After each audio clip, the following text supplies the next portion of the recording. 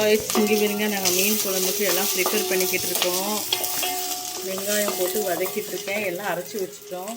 இங்கே பாருங்க, பொரிக்கிறதுக்காக இதை எடுத்து வச்சுருக்கேன்.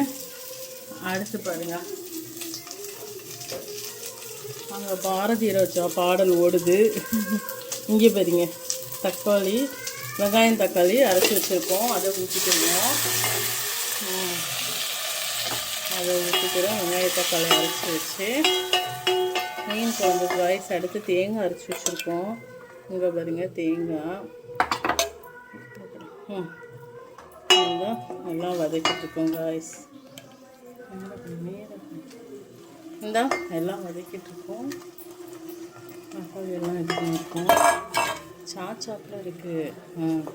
இந்த எல்லாம் தக்காளி போட்டு வதக்கிட்டுருக்கோம்.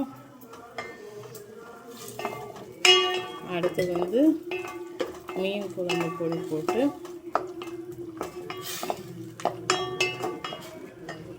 மீன் பொடி போட்டு ஆச்சி மீன் குழம்பு மசால் பொடியும் என்னுடைய பொடியும் போடுவேன்.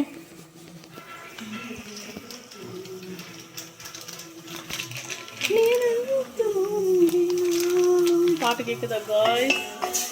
சூப்பர் பாட்டு. சக்தியும் நல்லாயிருக்கும், ஆச்சியும் நல்லாயிருக்கும்.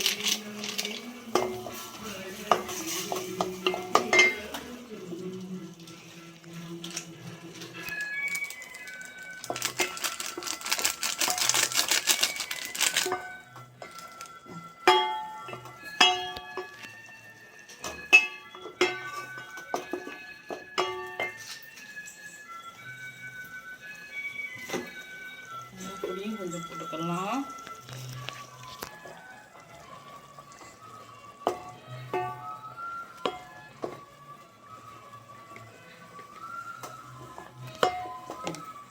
நம்ம பொடி போட்டு அந்த மசால் வாசனை வந்து போகிற அளவுக்கு நல்லா வதக்கிக்கலாம்.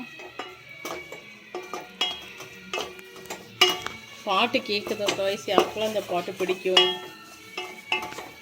நிலவு தூங்கும் போது நீ தூங்கிடாது, ஆட்சியானதே மானம் பார்க்கும் சாட்சியானதே.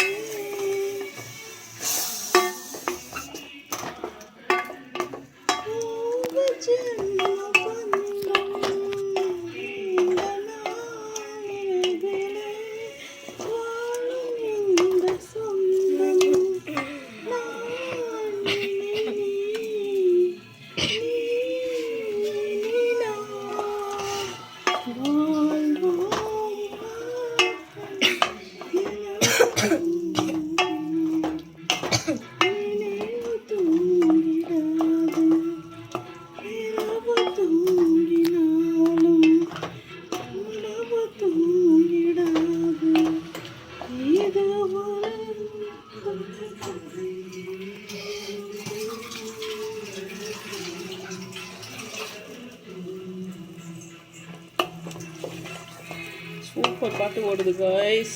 அப்படியே நாங்கள் இங்கே வந்து மீன் குழம்பு வைக்கும். இன்றைக்கி மொஹரம் பண்டிகையினால் பிள்ளைங்களுக்கெல்லாம் ஸ்கூல் லீவு, அதான் நல்லா என்ஜாய் பண்ணுதுங்க. என்ஜாயாக பண்ணுறேன். நாங்கள் இந்த பக்குவத்துக்கு கொண்டு வந்தாச்சு. இன்னும் தேவைக்கு ஏற்றாப்புல தண்ணி ஊற்றிக்கிடலாம்.